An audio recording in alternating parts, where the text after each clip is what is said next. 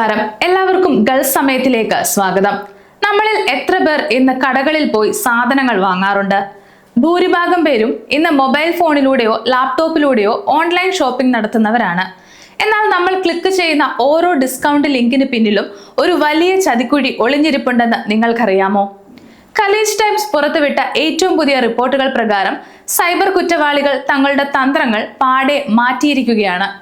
Online ഉപഭോക്താക്കളെ ലക്ഷ്യമിട്ട് അവർ നടത്തുന്ന പുതിയ തരം തട്ടിപ്പുകളെ കുറിച്ചാണ് ഇന്നത്തെ വീഡിയോയിലൂടെ നമ്മൾ ചർച്ച ചെയ്യുന്നത്.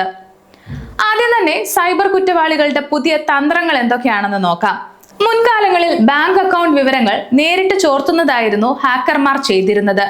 എന്നാൽ ഇപ്പോൾ അവർ കൂടുതൽ സ്മാർട്ട് ആയിരിക്കുന്നു. ഉപഭോക്താക്കളുടെ സൈക്കോളജി വെച്ചാണ് അവർ കളിക്കുന്നത്.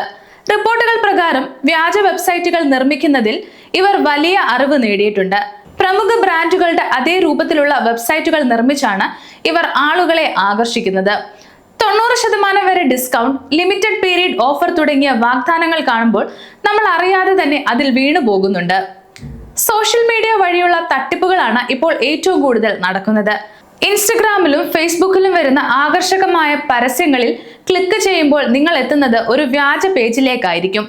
അവിടെ നിങ്ങളുടെ പേര്, അഡ്രസ്, കാർഡ് വിവരങ്ങൾ എന്നിവ നൽകുന്നതോടെ നിങ്ങളുടെ വിവരങ്ങൾ ഹാക്കർമാരുടെ കൈവശമെത്തും. ഇതിനെ ഫിഷിംഗ് എന്നാണ് വിളിക്കുന്നത്.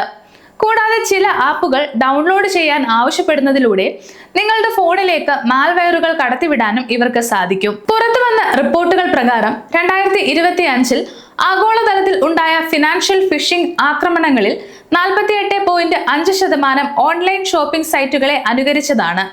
ഇത് മുൻവർഷത്തേക്കാൾ കൂടുതലാണ്. അതേസമയം ബാങ്കുകളെ ലക്ഷ്യമിട്ട ആക്രമണങ്ങൾ 26.1% കുറഞ്ഞു. മിഡിൽ ഈസ്റ്റിൽ ഈ പ്രവണത കൂടുതൽ ശക്തമാണ്.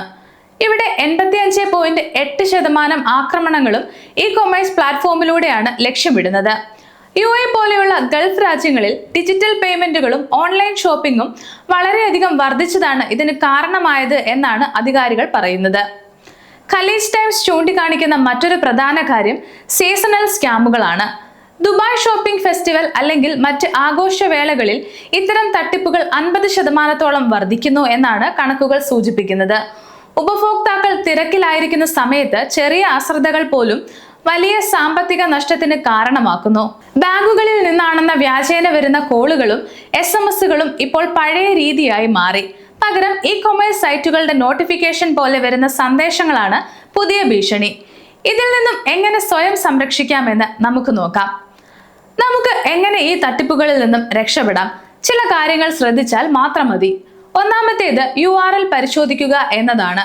വെബ്സൈറ്റിന്റെ ലിങ്ക് https:/ എന്ന് തുടങ്ങുന്നുണ്ടെന്നും സ്പെല്ലിംഗ് തെറ്റുകൾ ഇല്ലെന്നും ഉറപ്പുവരുത്തുക.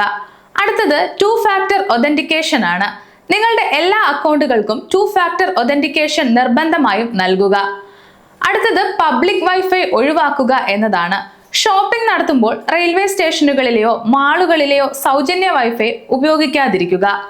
അടുത്തത് അവിശ്വസനീയമായ ഓഫറുകളിൽ വീഴരുത്. ഒരു സാധനത്തിന് വിപണി വിലയേക്കാൾ പകുതിയിൽ താഴെയാണ് വിലയെങ്കിൽ അത് ചതിയാകാൻ സാധ്യതയുണ്ടെന്നും നിങ്ങൾ ശ്രദ്ധിക്കണം. ഇപ്പോൾ നമുക്കൊരു സംശയം തോന്നാം, എന്തെങ്കിലും സംഭവിച്ചാൽ എന്ത് ചെയ്യണം?